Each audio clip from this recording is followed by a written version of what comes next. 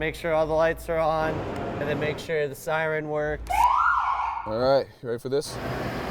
Denver health paramedics respond to more than 112,000 calls every year, treating and transporting more than 75,000 patients. Code 10 for an autoped. It's why Justin Lunsford wanted to become a paramedic. It's because I like taking care of patients. He never imagined he would be the one in need of help. Out of nowhere, I start feeling my heart race. I'm like, oh, maybe this is an anxiety attack. I'm not quite sure. Back in February, he was with field training paramedic Tom Ferguson between calls. I go inside, get my cup of coffee because I'm, caffeine addict, and then I try to pick it up with my right. I'm like, oh, this is weird, and it kept on slipping through my grip. By the time he got back to the ambulance, Tom noticed something was really wrong. His whole side of his face was drooped down, his speech was slurred.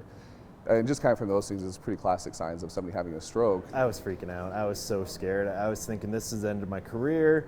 I had a stroke. I'm going to be weak on the right side or possibly worse. Tom called for another ambulance and started caring for Justin. He starts taking care of me, does a whole stroke assessment, the 9 yards there, and then off to Denver Health, emergent. I think the easy thing to say is, I was relaxed, my training took over and I just flew into autopilot, but there was maybe I looked that way on the outside, but inside I was, terrified for him. He was also worried about Justin's wife and their unborn baby. Seriously, Tom recognizing those symptoms, I wouldn't have easily recovered to where I am now. After several days in the hospital and months of rehab, Justin has made a full recovery and is back on the job and has even completed his paramedic training. I got my patch. Both of these paramedics say this experience has given them a new perspective on treating future calls. It's a privilege and an honor that we get to take care of people on their worst days. I like taking care of patients, and I like to be the nice guy when they're having a bad day, no matter how stressful or crazy the situation is. We are pleased to recognize